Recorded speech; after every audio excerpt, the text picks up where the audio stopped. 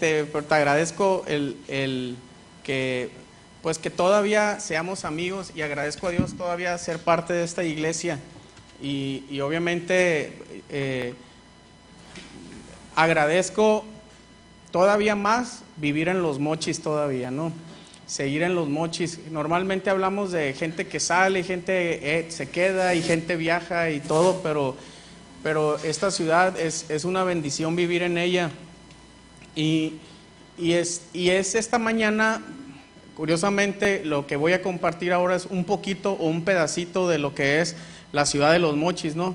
Qué chistoso, es una predicación y es un domingo, pero voy a hablar algo o de un pedacito de nuestra ciudad, y en forma paralela, o dirán, bueno, ¿por qué voy a hablar de Los Mochis? Yo creo porque un día caminando tomé un par de fotografías, y esas fotografías me hicieron meditar algunas cosas y reflexionar, y al final de cuentas terminaron en un mensaje para mi vida, y quiero compartírselo esta mañana. Entonces esta mañana hacer un mensaje, no sé si breve, porque como que no traigo muy activado la noción del tiempo, ¿no? Nada más escribí y lo que creí que esta mañana valdría la pena comunicarlo, pero espero que sea algo de bendición para sus vidas, ¿no? Bueno, muy bien. Antes de empezar, ahí me gustaría poner la primera fotografía, apagar el foco y ver unas fotografías. Vamos a ver unas fotos de nuestra ciudad. Y vamos a pensar un poquito en nuestra ciudad. Y Bruce empieza, no lo puse yo a esa diapositiva, tengo que ser bien honesto, ¿no? Yo no llegué y dije, Dios cambia todo y pones en la primera diapositiva. Bruce dijo, ¿sabes qué? En la mañana él puso esa diapositiva y dije, pues ojalá y ese título realmente encaje con el mensaje de ahora, porque ese no es mi título, pero realmente no hay mejor título que realmente. Entonces lo adopto esta mañana como el título de mi predicación, y es Dios cambia todo. Entonces, Omar, ¿me puedes pasar la primera diapositiva, por favor? La primera diapositiva es una bien sencilla. ¿Y quién ama esta ciudad? Yo creo que todos, ¿no? Yo creo que los mochitenses son los más batallosos donde van, de veras. Cuando estoy aquí me caen bien, pero cuando están fuera de Mochis me caen mal, porque no, esto no es como Mochis. Las gorditas no las hacen como ya. El caldito que le ponen las gorditas no es como Mochis. Los mochitenses tienen un problema así bien serio cuando salen de su terreno, ¿no? No, el sushi debe ir empanizado con carnitas arriba, porque así lo hacen en Los Mochis y así. Entonces realmente el mochitense ama a su ciudad y ama a su gente, y está muy, muy arraigado. Y como todas las ciudades, existen los íconos en nuestra ciudad. Están los mejores tacos y los mejor comida, y donde está la mejor sombra, y etcétera, o el mejor lugar para pasearse los niños. Pero en la primera foto yo pongo algunas áreas de Los Mochis que son íconos de nuestra ciudad. Una ciudad muy plana, rodeada de un valle tremendo que sirve para la agricultura, llamado el granero de México, porque genera un chorro de granos, maíz, trigo, etcétera. Y tiene una historia realmente corta, porque es una ciudad que tiene un poquito más de 100 años, pero una historia muy bonita, muy interesante. Una historia fundada principalmente en el sueño de un hombre o de algunos hombres, y al final esta ciudad se plantó de esa forma, ¿no? ¿Me pasas la que sigue, Omar, por favor? Tenemos un cerro ahí que nos distingue bastante. Esta fotografía la ganó un amigo mío que se llama Eduardo Carranza. Ganó el segundo lugar a nivel nacional hace un par de años en fotografía, y esta foto ganó. Por ahí hubo un cachito de lotería que llevaba esta fotografía. Es un gran orgullo el Carranza, no se aguanta mi amigo, pero tiene su talento, ¿no? Entonces esta fotografía ganó un premio, y este cerro, varios de aquí son fanáticos de este cerro, como Martita, que vive cerca y le da muchas vueltas ahí caminando hasta que se marea, ¿no? Pero no sé cuántas le da Martita, pero es un cerro que todo el mundo lo identificamos y lo queremos. Cosa hermosa cuando salimos de la ciudad, ya en cuanto ves al cerro en la carretera, tienes un sentimiento de frescura muy peculiar. Eso es lo que Mochis nos da como ciudad. El que sigue, Omar, por favor. Esta es una foto que también tomó Eduardo Carranza, soy fan de sus fotografías. Y ese es el Maviri, un día así como lleno de manglares y todo eso, y tenemos las dunas al fondo. Esa es una de mis fotos favoritas que él ha tomado. La tomó hace como 5 años, y le hablé y le dije, Carranza, ¿no tienes aquella foto que me enseñaste? gracias a WhatsApp, me la mandó increíblemente y se las comparto esta mañana. Del Maviri, muy bien, a la que sigue por favor. Y bueno, voy a esta mañana usar un paralelismo de un mensaje de la palabra de Dios o bien una parábola que es más o menos, ustedes saben que es una parábola, la forma en la que Jesús enseñaba, donde Él establecía un principio de su reino, pero comparado con una historia o con un relato totalmente terrenal, en una comparación. Nos comparaba con algunas plantas, nos comparaba con algunos árboles, con alguna semilla, ¿no? Nos hacía comparativas Jesús para que nosotros pudiéramos entender ese mensaje. Es decir, principios quizás bien complejos, pero ejemplificados en una forma bien sencilla para que nosotros lo pudiéramos captar, ¿no? No me gusta la palabra entender, porque eso es como muy del cerebro, más bien captar en toda su esencia, corazón, la mente, etcétera. Ahora yo voy a utilizar nuestra ciudad como una parábola, ¿no? Y eso es algo que quizás es riesgoso para mí, pero lo quiero utilizar esta mañana. Pero para entender esta parábola tengo que mencionar la historia un poquito de los mochis. Y primeramente voy a hablar de este hombre que a lo mejor no lo ubican, pero es en la fotografía, pero es el señor Benjamin Francis Johnston. Es una fotografía él con barba y algunas de él sin barba que hay en la historia de los mochis. Este hombre se dice, no se sabe bien dónde nació, se cree que en Nueva York, ¿no? Algunos por ahí dicen que en otros estados, pero este hombre nació en 1900, bueno, no tengo la historia de él, en 1865, un joven humilde que se dedicaba a vender periódicos. Él vendía periódicos para sostener a su familia y sostener sus estudios. Finalmente, a través de vender periódicos, pagó su universidad y se graduó como un contador privado. Él conoció a través de los números, conoció a varias personas, lo conocían porque él trabajaba para diferentes personas en la contaduría y finalmente por cuestiones de la vida llega a Nogales, viaja a la tierra de Otero, sí, ¿verdad, Otero? Viajó ahí, estuvo en, ¿cómo se llama? ¿Dónde eres? De Guatabampo, por ahí, llega a Guatabampo, a Guaymas, Guatabampo y finalmente llega a Los Mochis. Y en Los Mochis, este hombre tenía el sueño de levantar una industria azucarera. Finalmente, pasas la que sigue, por favor. Él fue el fundador del ingenio azucarero.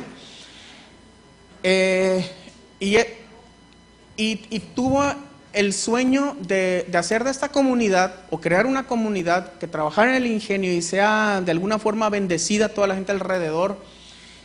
Y curiosamente se contacta con otros hombres como es Owen, Alberto Owen, es la foto de él, no voy a mencionar de él porque no es la historia de él esta mañana, pero él también tenía el sueño de crear un ferrocarril que fuera desde Kansas City, más o menos ahí está la fotografía arriba y dice Kansas City, Los Mochis, o sea, ese era su sueño, crear una vía ferroviaria desde Kansas City. No sé si el Chihuahua del Pacífico pueda estar conectado hasta arriba, pero él tenía o albergaba ese sueño en su vida.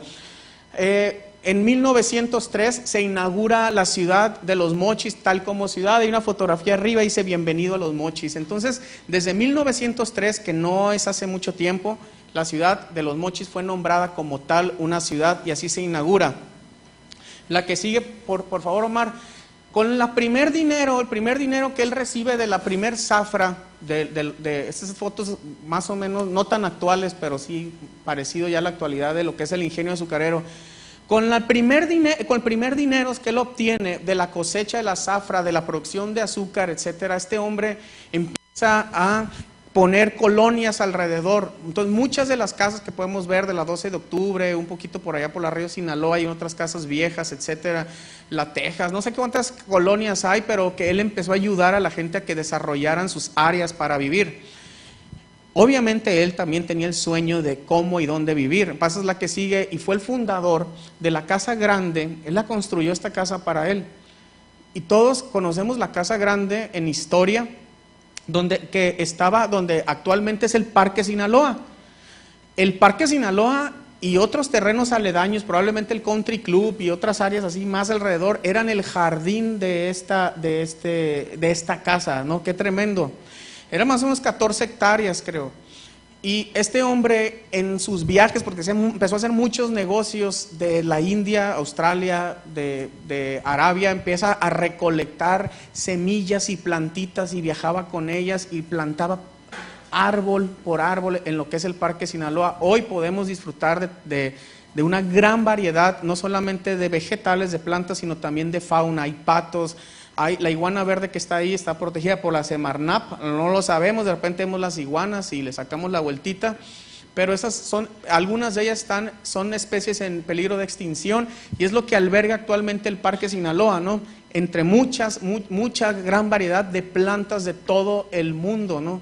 Quizás nosotros pasamos y no nos detenemos a revisar, pero allí están gran fruto de lo que este hombre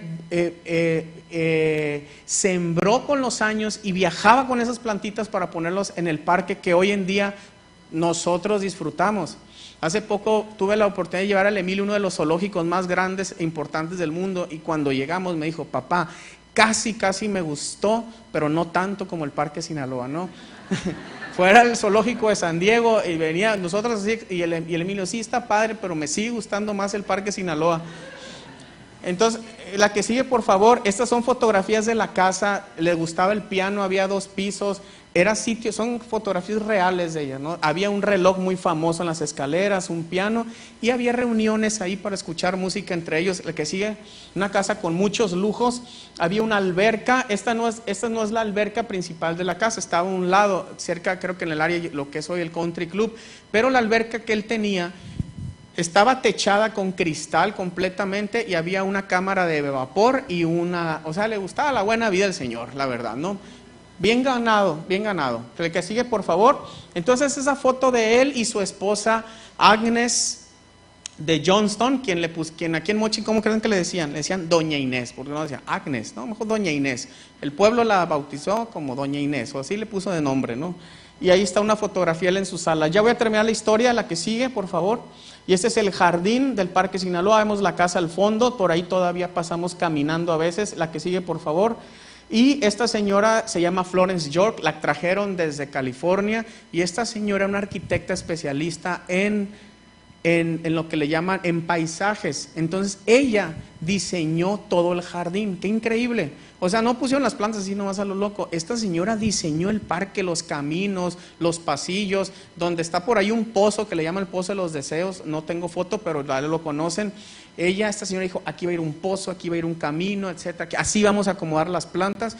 Y esta mujer arquitecta fue quien diseñó todo el patio. Que sigue. La que sigue, por favor. Para terminar ya las fotos, ¿no? La que sigue, por favor, Omar. Muy bien, ahí está la casa actualmente y la alberca, ya obviamente fue derrumbada. ¿Por qué fue derrumbada? Fue derrumbada porque el señor, don Benjamín, muere de un infarto. Y en uno de sus viajes en Hong Kong, la viuda y el hijo se quedan solos con el negocio. 2 años después muere el hijo y finalmente la señora queda sola, vende todo y se devuelve a los Estados Unidos y la casa se convierte en un lugar donde albergaba todo tipo de indigentes que consideraron en 1960 y tantos que era un peligro y dijeron, ¿saben qué? Vamos a derrumbar la casa porque implica un peligro para la sociedad. Y ese fue el motivo por el cual fue derrumbada su casa, ¿no? Actualmente solo hay una foto de lo que fue la casa y esos cimientos. Muy bien. ¿La que sigue, Omar? Muy bien. Ese es el parque que hoy en día disfrutamos. Está arriba el árbol del bayán. Así se le nombra y vulgarmente se le ha puesto el nombre como el árbol del beso o bien también el árbol de Tarzán por los niños. Así se quedó el árbol de Tarzán. Así se llama. Ese es el nombre que los niños mochitenses le han puesto. Y tenemos algunos pasajes de lo que conocemos hoy y disfrutamos hoy. La que sigue, Omar. La que sigue. Y eso es lo que es actualmente nuestro parque, el Parque Sinaloa. Muy bien. La que sigue debe ser una... Hasta ahí paro. No, la anterior. Hasta ahí paro, ok.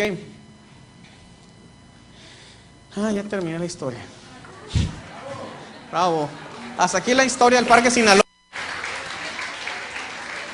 ¿Les gustó? Ya, espero que después de esa historia ya no vean al parque con los mismos ojos, sino con otra mirada, ¿no? Muy bien, el día de hoy vamos... El día de hoy vamos a hablar de una parábola. Sí, gracias, Omar. Gracias, Omar. Una parábola, la parábola del sembrador. ¿Y por qué puse el Parque Sinaloa? A finales de agosto iba caminando en el parque y tomé un par de fotografías. Y esas fotografías me hicieron pensar algunas cosas que se las quiero comunicar. Vamos a leer primeramente Mateo, vamos a ver la parábola del sembrador, pero le vamos a poner otro nombre.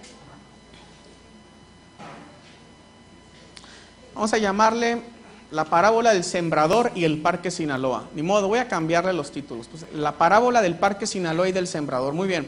Entonces vamos a ver Mateo 13, del 1 al 8. Mateo 13, del 1 al 8. No sé, Omar, si me puedes poner el versículo o lo leo yo aquí. Si no, yo lo leo. Para que no muevas las fotos, porque va a haber más fotos. Ok, aquí la leo. Ya estamos todos. Mateo capítulo 13, versículo del 1 al 8. Y dice: ese mismo día Jesús salió de la casa y se sentó junto a un lago.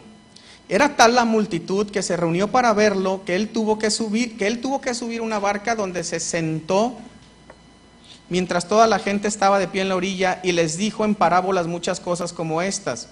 Un sembrador salió a sembrar. Mientras iba esparciendo la semilla, una parte cayó junto al camino y llegaron los pájaros y se la comieron. Otra parte cayó en terreno pedregoso, sin mucha tierra. Esa semilla brotó pronto porque la tierra no era profunda, pero cuando salió el sol las plantas se marchitaron y por no tener raíz se secaron. Otra parte de la semilla cayó entre espinos que al crecer la ahogaron, pero las otras semillas cayeron en buen terreno en el que se dio una cosecha que rindió 30, 60 y hasta 100 veces más de lo que se había sembrado. El que tenga oídos, que oiga. Muy bien, pasas las siguientes fotos, Omar. Y estas son las 3 fotos, a la que sigue por favor, las 3 fotos que tomé, no nada más. Y este suelo, dije, la anterior por favor, todos conocemos ese pasaje, ¿no? Lleno de ladrillos muy, muy, muy viejos. Obviamente ahí no ha crecido nada, ¿no? Ni una sola planta. Aledaño al camino, sí. Al que sigue por favor, Omar. Y hay otras áreas del parque que son fabulosas, que una de mis favoritas es el área desértica, donde está lleno de piedras, y una serie de cactáceas, etcétera, y ahí lo que podemos ver son solamente alguna que otra planta desértica que crece, pero no vemos en absolutamente ninguna área donde podamos ver plantas, o las semillas que caen ahí, pues no se forman, todo es roca, al igual que áreas donde hay concreto, y obviamente semillas caen ahí, pero se secan y mueren. No hay oportunidad en ningún momento de que esas semillas echen raíz. La que sigue por favor, Omar. Estas son fotografías, ya conocemos todo eso del parque, ¿no? Más o menos donde está la área desértica, y si un día pasas por ahí, disfrútalo realmente, pero no vas a ver mucha vegetación fuera de lo que es la vegetación desértica. La que sigue, Omar, por favor. Y hay zonas que caen en ese suelo arcilloso, donde pasan los canales de agua, y todo lo que hay alrededor pues lo vemos bastante florido. Entonces el Parque Sinaloa a mí me recordó esta parábola donde hay todo tipo de terrenos, y donde en algunas zonas podemos ver bien verde y en otras áreas totalmente árido, secundario, que no es el suelo apropiado. Después viene en el mismo versículo, vamos a leer capítulo del 18 al 23, y donde viene la explicación de esta parábola. Ahora vamos a leer en el mismo capítulo, pero del 18 al 23. ¿Listos? Ahí va. Y dice: escuchen lo que significa la parábola del sembrador. Cuando alguien escucha la palabra acerca del reino y no la entiende, viene el maligno y arrebata lo que se sembró en su corazón. Esta es la semilla sembrada junto al camino. El que recibió la semilla que cayó en terreno pedregoso es el que oye la palabra e inmediatamente la recibe con alegría. Pero como no tiene raíz, dura poco tiempo. Cuando surgen problemas o persecución a causa de la palabra, enseguida se aparta de ella. El que recibe la semilla que cayó entre espinos es el que oye la palabra, pero las preocupaciones de la vida y el engaño de la riqueza la ahogan, de modo que ésta no llega a dar fruto. Pero el que recibió la semilla que cayó en buen terreno es el que oye la palabra y la entiende. Este sí produce una cosecha al 30, 70 y hasta al 100 por uno. Es clara esta parábola porque representa la condición de nuestro corazón, o nuestro corazón como terreno donde cae la semilla o la palabra de Dios, y cómo los seres humanos o los diferentes seres humanos en forma diversa, cómo reaccionamos al escuchar la palabra.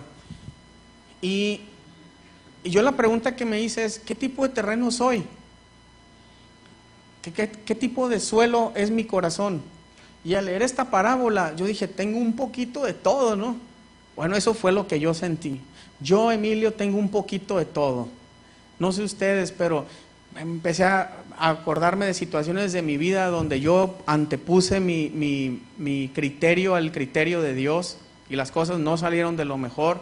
Momentos en mi vida donde sí, bien emocionado, vamos a hacer algo, etcétera, y a mitad del camino renuncias a lo que habías pensado porque pues obviamente ya nada más fue como llamará de petar. Entonces, bueno, no les voy a hacer muy larga la historia, pero creo que al menos yo, y no sé ustedes, pero en más de una ocasión me he identificado con algunos del suelo, y como Bruce dijo, y espero tenga la razón, pues también dice, bueno, al menos todavía sigues aquí, significa que también ha habido también el terreno bueno, ¿no?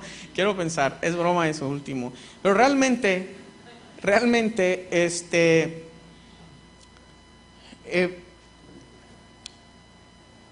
me puso a reflexionar esto, ¿qué tipo de suelo soy?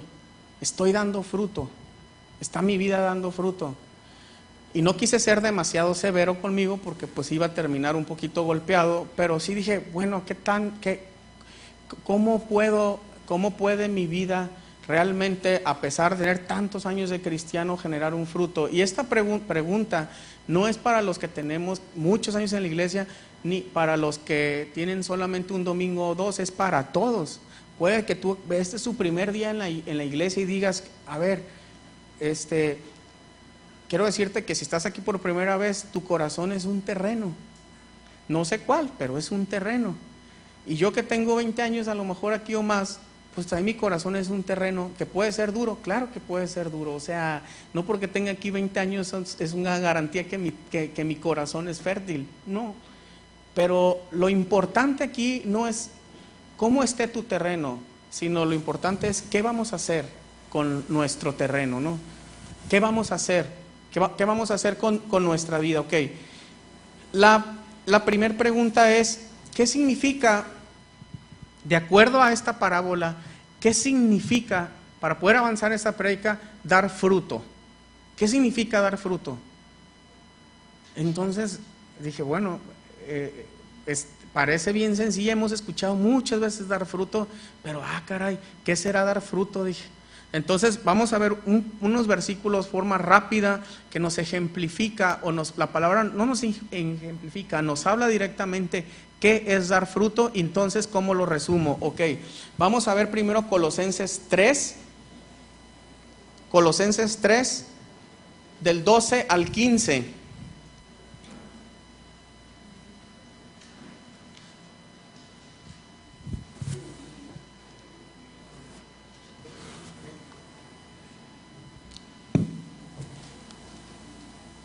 Ok, ya lo tienen. Voy a leer, dice: por lo tanto, como escogidos de Dios, santos y amados, revístanse de afecto entrañable y de bondad, humildad, amabilidad y paciencia, de modo que se toleren unos a otros y se perdonen si alguno tiene queja contra otro. Así como el Señor los perdonó, perdonen ustedes también. Por encima de todo, vístanse de amor, que es el vínculo perfecto. Que gobierne en sus corazones la paz de Cristo, a la cual fueron llamados en un solo cuerpo, y sean agradecidos. Esa última palabra, qué increíble, que sean agradecidos. Yo he visto gente que vive agradecida y tienen una actitud tremenda, ¿no? ¿Están de acuerdo conmigo? Y hay gente que no tiene llene. Pueden tener todo en la vida, pero no tienen llene. Pero el agradecido está feliz todo el tiempo y su vida refleja una serie de cosas de las que acabamos de mencionar. Ahí les va otro versículo y es Efesios 5 del 8 al 9. Yo lo voy a leer, si gustan lo pueden anotar. Efesios 5 del 8 al 9. Y dice: porque ustedes antes eran oscuridad, pero ahora son luz en el Señor. Vivan como hijos de luz. El fruto de la luz consiste en toda bondad, justicia y amor. Y verdad. Y comprueben lo que agrada al Señor. Ok. Y por último, voy a leer Gálatas 5:22, que ya todo conocemos. Vamos a leer segunda de Pedro 1:5. Dice, segunda de Pedro capítulo 1, del 5 al 7, dice, lo tengo en Reina Valera, dice: vosotros también, poniendo toda diligencia por esto mismo, añadid a vuestra fe virtud, a la virtud conocimiento, al conocimiento dominio propio, al dominio propio paciencia, a la paciencia piedad, y a la piedad afecto fraternal, y al afecto fraternal amor. Y por último, este versículo, sé que estoy leyendo varios, pero me aclara bastante, porque ahorita voy a decir un listado, y es Gálatas 5, que ya conocemos, del 22 al 25. Ya lo conocemos este versículo, lo voy a leer. Y dice: en cambio, el fruto del Espíritu es amor, alegría, paz, paciencia, amabilidad, bondad, fidelidad, humildad y dominio propio. No hay ley que condene estas cosas. Lo que son de Cristo han crucificado la naturaleza pecaminosa. Bueno, hasta ahí, nada más. Ante estas cosas no hay ley que condene estas cosas, Acabo de mencionar palabras como compasión, bondad, humildad, paciencia, justicia, verdad, diligencia, dominio propio, perseverancia, piedad, fraternidad, amor, gozo, paz, paciencia, benignidad, bondad y fe. Y la lista se repite y se repite. Y en la Biblia se repite y se repite. Dar fruto tiene que ver mucho con este listado. Pero, ¿cómo yo lo compactaría? ¿Qué es dar fruto? Porque la lista es enorme. Y dar fruto no es más que ser transformada a una vida de piedad. Dar fruto tiene que ver con la palabra transformación en Cristo Jesús.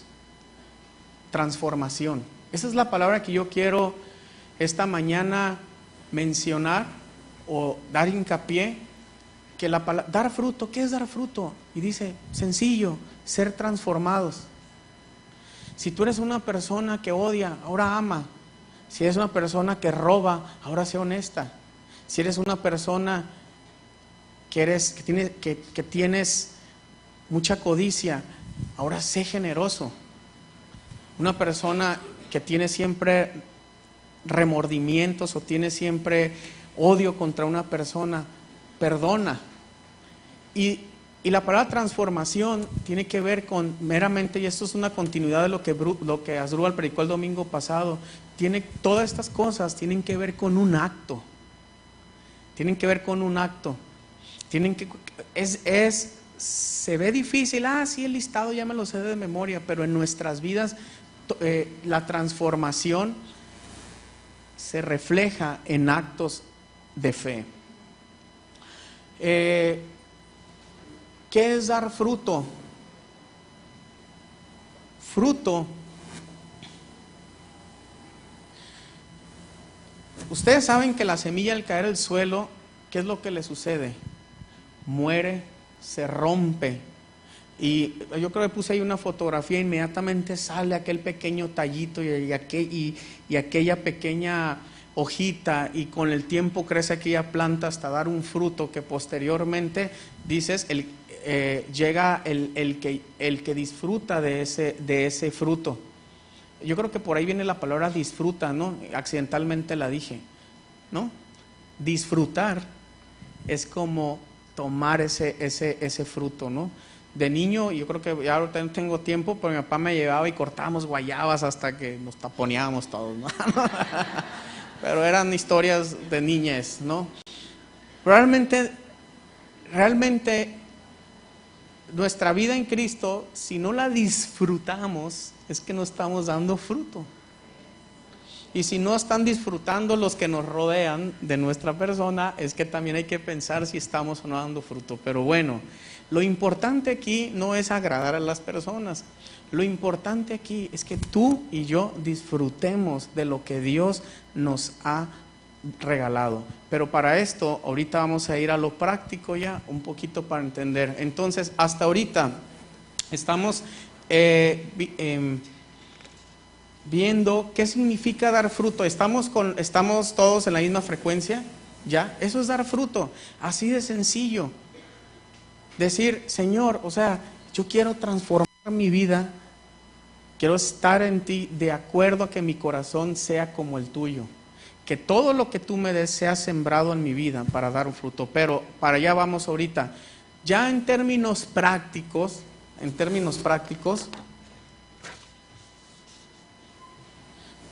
vamos a ver, ya hasta aquí voy a cerrar la mitad de la predicación. Voy a poner una línea, ya. La historia de Mochis, todo, el Parque Sinaloa, qué es dar fruto.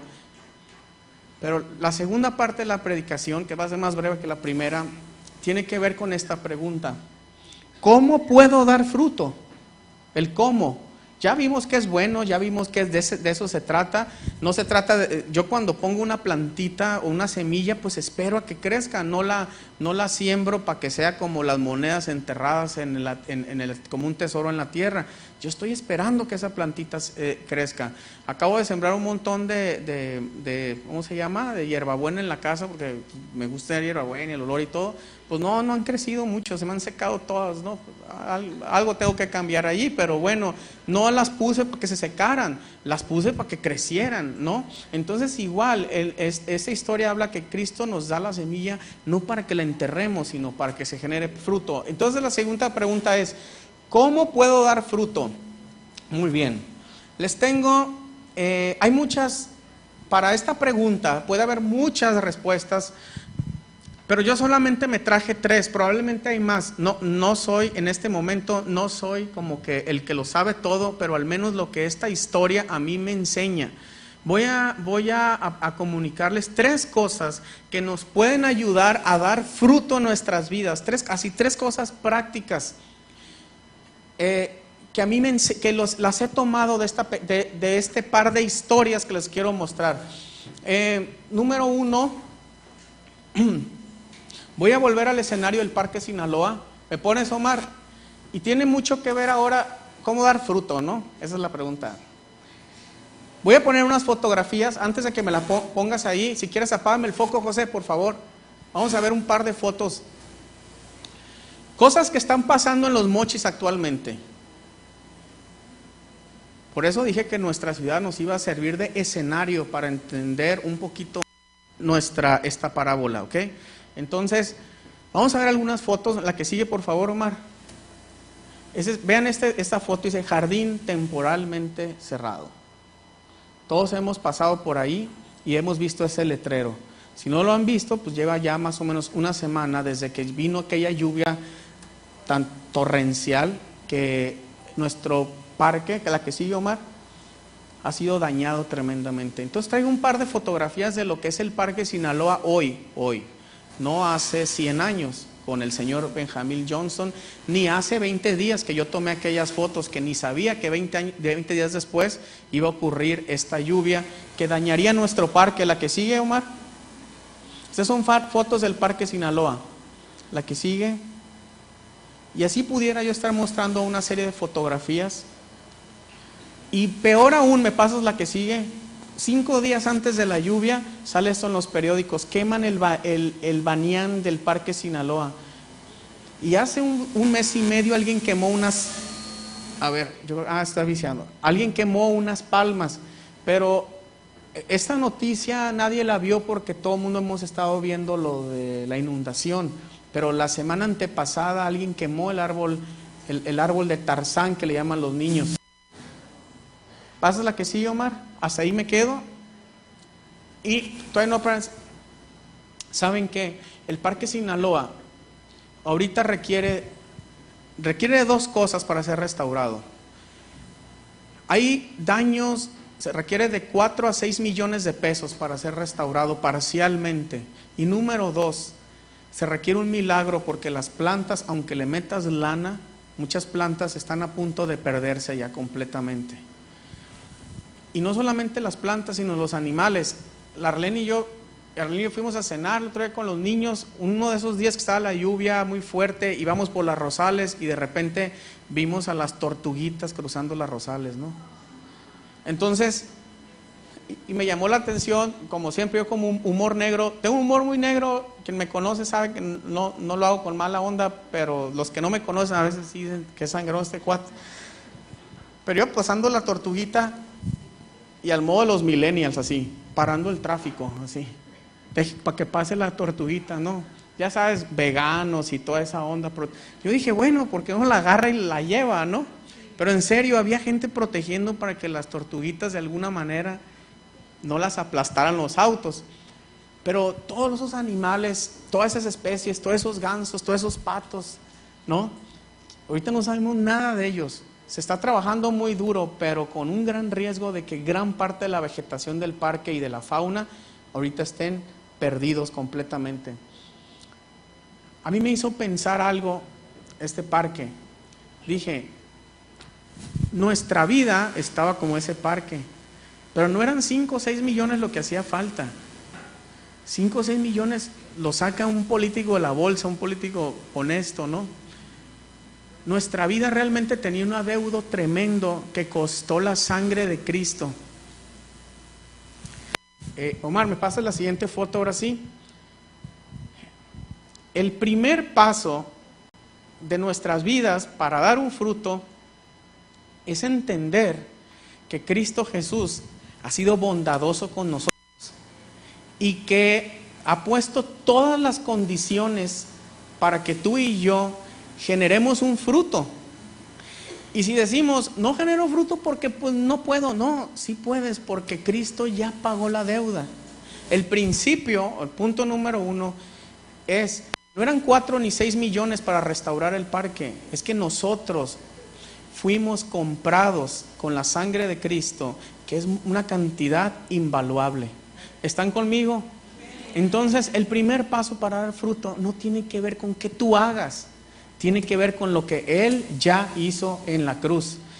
Entonces, no sé qué va a pasar con el parque, no sé si van a bajar ese recurso o no, pero lo que sí sé que el recurso que el pueblo de Dios necesitaba para dar fruto ya fue dado en aquella cruz. Es el primer principio. En Santiago 1:17 dice, toda dádiva y don perfecto viene de lo alto, en el cual no hay mudanza ni sombra de variación. En otra versión tiene que ver con que no hay cambios de estación, es decir, esté como esté, la situación más difícil del cielo ya vino, lo que la dádiva perfecta que en otros versículos dice es Cristo Jesús. En Efesios 2:89 dice que por gracia hemos sido rescatados como un regalo de Dios. Y como digo, el rescate al Parque Sinaloa va a costar, pero el rescate nuestro ya sucedió, ya está pagado, no hay deuda, no hay un esfuerzo que tú tengas que poner, no hay un recurso que tú tengas que poner. Hablo que Cristo Jesús en su sangre ha cubierto todo. No solamente nos ha rescatado, nos ha comprado, nos ha expropiado, sino también ha puesto todos los recursos o todos los suplementos que tú y yo necesitamos.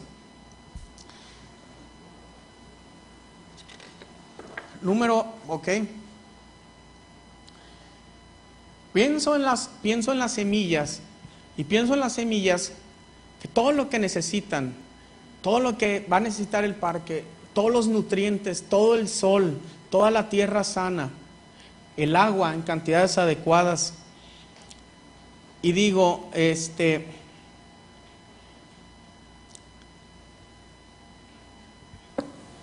toda esa tierra que está ahorita llena de hongo, toda esa tierra que está sucia, toda esa tierra que a lo mejor está sobreimpregnada de agua, quizás no vuelva a dar fruto en algunas zonas del parque. Pero en tu vida y la mía, existe una tierra, o existe el terreno para albergar la semilla que Cristo nos da. Y este es el segundo punto, ¿no? Parece que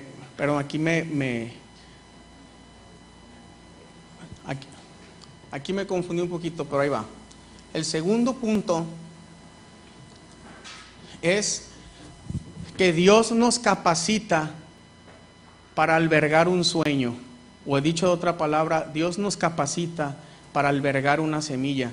Y quiero hablar un poquito de la historia, otra vez de Johnston, volviendo a la historia, ya para terminar la historia de Johnston. El sueño del ingenio y el sueño del parque no inició en Benjamin Johnston, quiero decirles. El sueño no era de él. Y esto a mí se me hizo bien importante, y lo quiero ejemplificar en el punto número 2. O en la lección número 2, más bien no el punto, la lección número 2. Que Benjamin Johnston nunca dijo, ¿sabes qué? Voy a formar un parque, voy a formar una industria azucarera. Él estaba haciendo números. Y llegó un hombre que se llamaba Edward Lycon, algo así, y le dijo, Benjamín, tengo un sueño. ¿Cuál? En aquella zona de Sinaloa levantaron una industria azucarera, y me gustaría que ese lugar diera fruto y esté rodeado de gente trabajadora, etcétera, etcétera. ¿Por qué no lo hacemos? Y él dijo, pues no sé. Y al final lo convence, pero al inicio, al apenas querer arrancar el proyecto, Eduardo dijo, ¿sabes qué? Ya no. Yo creo que no lo voy a hacer, mejor me dedico a lo que estaba haciendo. Entonces Benjamín agarra ese sueño y lo siembra en su corazón. Originalmente no era de él el sueño, pero lo que sí me muestra esta lección es que Dios nos creó con una naturaleza de abrazar y de sembrar un deseo o un sueño o un propósito. En otras palabras, fuimos creados para albergar un propósito. Ese es el segundo punto. Número 1, Dios ya pagó por todo y nos ha suministrado todo lo que necesitamos, todo el presupuesto, si lo queremos llamar así, todo lo que requerimos en nuestras vidas en forma gratuita. Y número 2, Él nos ha creado con la capacidad de albergar un propósito en nuestras vidas. No nos creó simplemente para que fuéramos como pollos sin cabeza en la vida y que vivas X o Y años en este planeta. Nos hizo para albergar un propósito. ¿Están conmigo? Este segundo punto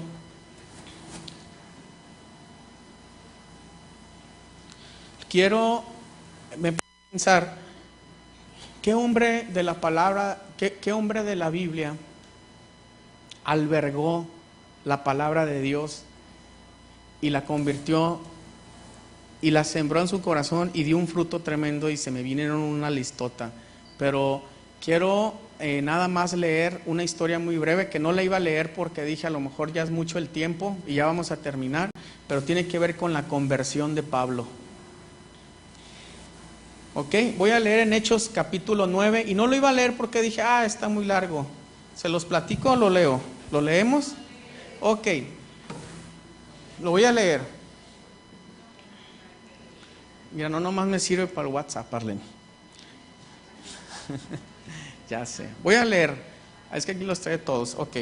Conversión de Saulo, de Pablo, dice: mientras tanto Saulo, respirando aún que amenazas de muerte contra los discípulos del Señor, o sea, respirando aún odio, muerte, a ver dónde hay más para aniquilarlos, dice, se presentó al sumo sacerdote y le pidió carta de extradición para las sinagogas de Damasco. Tenía la intención de encontrar y llevarse presos a Jerusalén a todos los que pertenecieran al camino, fueran hombres o mujeres. En el viaje sucedió que al acercarse a Damasco, voltea al cielo y ve una luz que relampagueó de repente a su alrededor. Él cayó al suelo y oyó una voz que le decía: Saulo, Saulo, Saulo, ¿por qué me persigues? ¿Quién eres, Señor?, preguntó. Y dice: yo soy Jesús, a quien tú persigues. Le contestó la voz: levántate y entra en la ciudad, que allí se te dirá lo que tienes que hacer. Los hombres que viajaban con Saulo se detuvieron atónitos porque oían la luz, pero no veían a nadie. Saulo se levantó del suelo, pero cuando abrió los ojos no podía ver, así que lo tomaron de la mano y lo llevaron a Damasco. Estuvo ciego 3 días sin comer ni beber nada.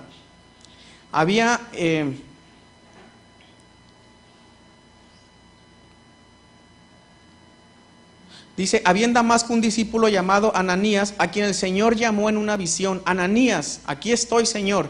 Anda, ve a la casa de Judas, en la calle llamada Derecha, y pregunta por un tal Saulo de Tarso. Está orando y ha visto en una visión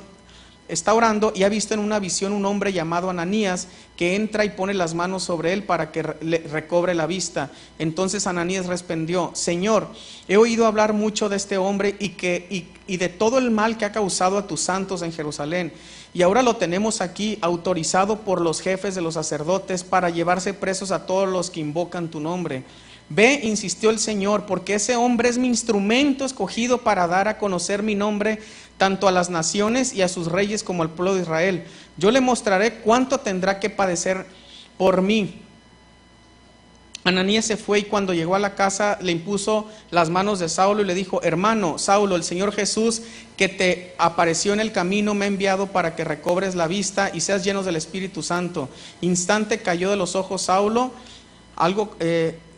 cayó de los ojos de Saulo algo como escamas y recobró la vista, se levantó y fue bautizado, y habiendo comido recobró las fuerzas. Hasta ahí.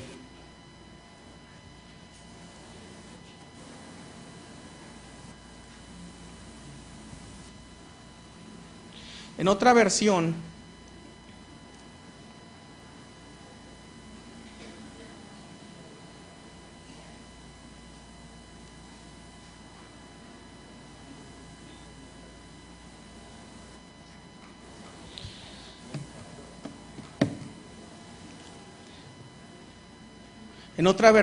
cuando le pregunta: ¿quién eres, Señor? Y le dice: yo soy Jesús, a quien tú persigues. Le contestó la voz. En otra versión dice: ¿qué quieres que yo haga?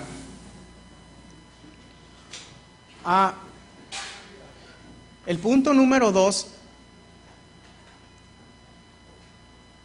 tiene que ver con decirle a Jesús: Señor, ¿qué quieres que yo haga? Lo que quiero compartirles con la historia de Pablo es que Pablo no tenía ni idea. Esa mañana él se levantó, dijo: voy a capturar 2, 3 cristianos, algunos los voy a colgar, otros los voy a matar. Y él no se imaginaba que a la mitad del camino que se encontraría Jesús y Jesús le dijera: hey, tengo un propósito para tu vida. Y Pablo lo que dijo es: ok. Claro, después de tremendo susto, yo creo que fue como quedar ciego, después de experimentar el milagro, después de experimentar también el testimonio de Ananías, que le dijo: también a mí el Señor me habló y me reveló esto. Realmente Pablo no solamente enfrentó tuvo un encuentro con el Señor, sino también el milagro de recobrar la luz de su vista. Y una de las cosas que Pablo hizo fue: ¿sabes qué? Yo albergo en mi corazón este propósito.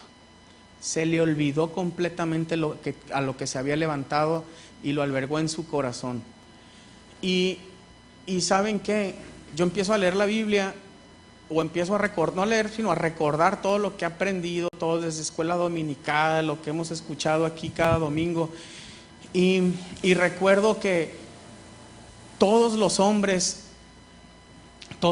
que aparecen en la Biblia con grandes historias, como Nehemías reconstruyendo el muro de Jerusalén, como Moisés llevando al pueblo judío a través del desierto y 40 años dándole vuelta y no cansar y seguir caminando y seguir aferrado a esa promesa de Cristo, ¿no? A esa promesa de Dios, perdón.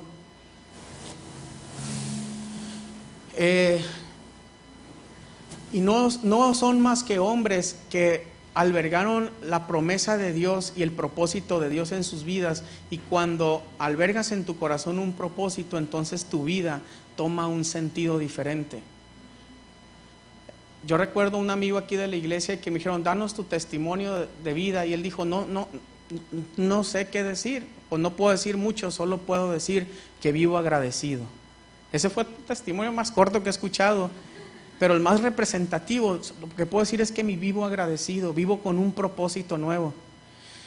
Y el tercer punto tiene que ver con esa historia también, que para abrazar algo nuevo tienes que soltar algo viejo.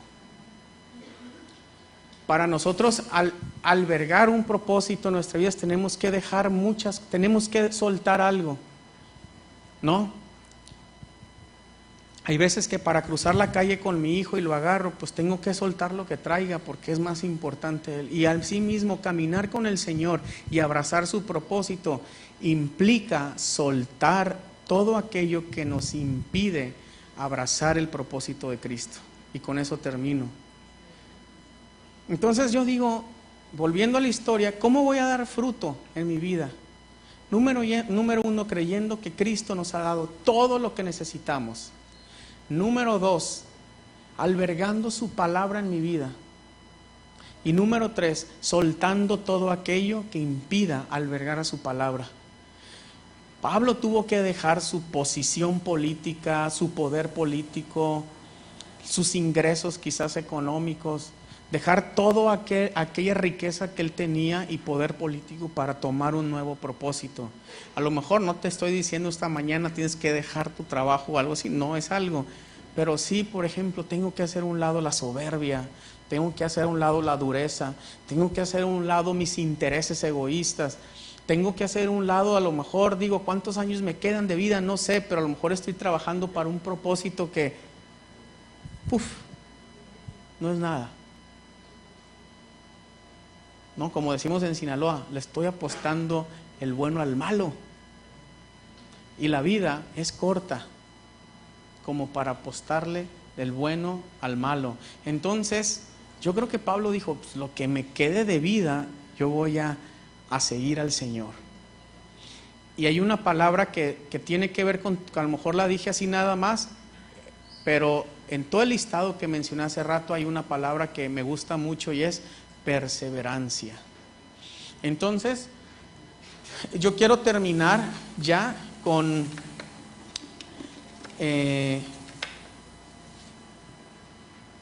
un versículo, y con este es quizás mi favorito de la mañana, y dice, es Juan 15, 1 y 2, y dice, en esto se glorifica el Padre, que lleves fruto.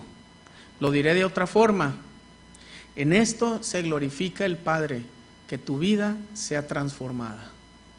O dicho de otra manera, la transformación de tu vida es la perfecta alabanza para el Señor, porque en eso se glorifica el Padre. Hay que dejar lo que tengamos que dejar. Si algo del pasado, de nuestro pasado, lo traemos en la cabeza y nos perturba, o algo del presente, suéltalo. No pierdas tiempo en un propósito totalmente infructuoso. inviértelo en algo que créeme que lo vas a disfrutar. Por como dice la Biblia, Dios promete todo este listado que acabo de comentarle. Si nosotros albergamos la palabra, abrazamos lo que su palabra nos trae, y sobre todo, yo sí me puse a pensar aquí, todos nosotros, ¿de qué forma también puedo yo albergar un sueño? No es como pararte y decir, a ver que me caiga aquí, pero créeme, el sueño de Dios es la iglesia. Esto es su sueño. Lo que ven aquí, 4 paredes, no es algo así como a lo mejor el mundo puede decir, mira, son locos. Quizás, pues, a lo mejor no están tan errados, ¿no? Pero ese es el sueño de Dios. Aquel niñito que nació en ese pesebre era la semilla para que hoy en día diera fruto en todo el mundo. Y quiero ver las últimas fotos. Omar, ¿me pasas la que sigue? No las iba a mostrar. La que sigue, porque sigue.